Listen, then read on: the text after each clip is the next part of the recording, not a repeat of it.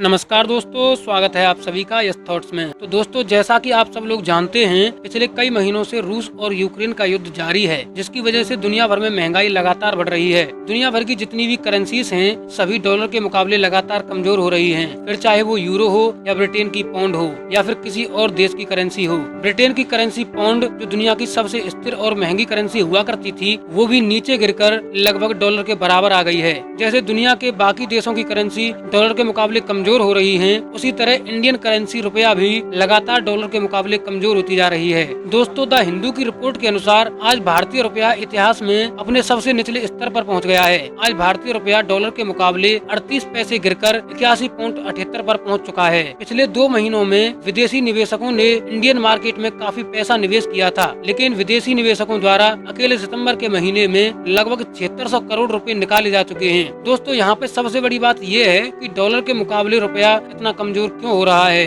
और इस वक्त आपके मन में भी सबसे बड़ा सवाल यही होगा कि आखिर डॉलर के मुकाबले रुपया इतनी तेजी से क्यों गिर रहा है, भारतीय रुपया इतनी तेजी से डिवेल्युएट क्यों हो रहा है। अगर हम ये कहें कि रुपया कमजोर नहीं हो रहा बल्कि डॉलर मजबूत हो रहा है तो गलत नहीं होगा, क्योंकि अमेरिका की जो फेडरल रिजर्व बैंक है वो लगातार ब्याज दरों को बढ़ा रही है, जिसकी वजह से दुनिया भर की करेंसी डॉलर के मुकाबले कमजोर हो रही है। अब आप लोग सोच रहे होंगे कि अमेरिका की फेडरल बैंक ने ब्याज दर बढ़ाई है तो इससे रुपया कमजोर कैसे हो रहा है। तो चलिए मैं आपको बताता हूँ। दरअसल इकोनॉमिक्स का एक टॉपिक है डिमांड एंड सप्लाई। ये सब इसी का खेल है। जैसे हमारे देश में आरबीआई होता है, उसी तरह अमेरिका का फेडरल बैंक है। जब मार्केट में सामान कम होता है और खरीदार ज्यादा होते हैं तो डिमांड बढ़ने लगती है, जिससे महंगाई भी बढ़ती है। इसलिए बैंक क्या करती है, जो ब्याज दर होती है उसको बढ़ा देती है, क्योंकि जब ब्याज दर कम होती है तब लोग बैंक से लोन लेते हैं और फिर उसी पैसे से मार्केट में खरीदारी करने जाते हैं। लेकिन जब बैंक ब्याज दर बढ़ा देती है तो लोग पैसे को वापस बैंक में जमा करवाते हैं और खर्चा कम करने की कोशिश करते हैं, जिससे मार्केट में खरीदार कम हो जाते हैं। खरीदार कम होने से मार्केट में जिस सामान की डिमांड ज्यादा थी वो भी कम होने लगती है। अब जब डिमांड कम है तो सीधी सी बात है, महंगाई भी कम हो जाएगी।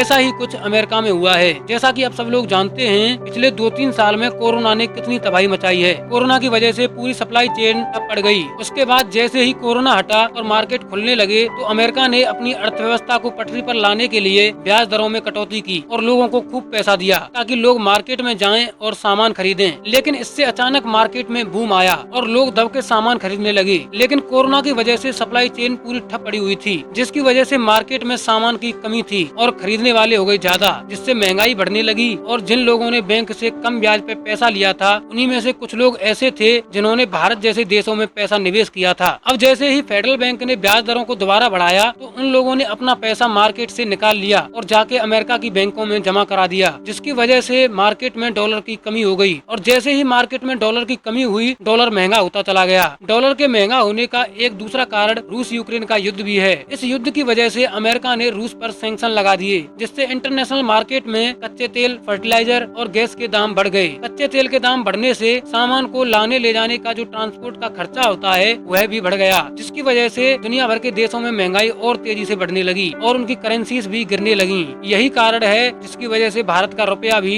डॉलर के मुकाबले लगातार गिर रहा है, लगातार डिवेल्युएट हो रहा है। तो दोस्तों, इस बारे में आपकी क्या राय है, हमें कमेंट करके जरूर बताएं। फिलहाल इस वीडियो में इतना ही, मिलते हैं अगले वीडियो में। Thank you for watching the video.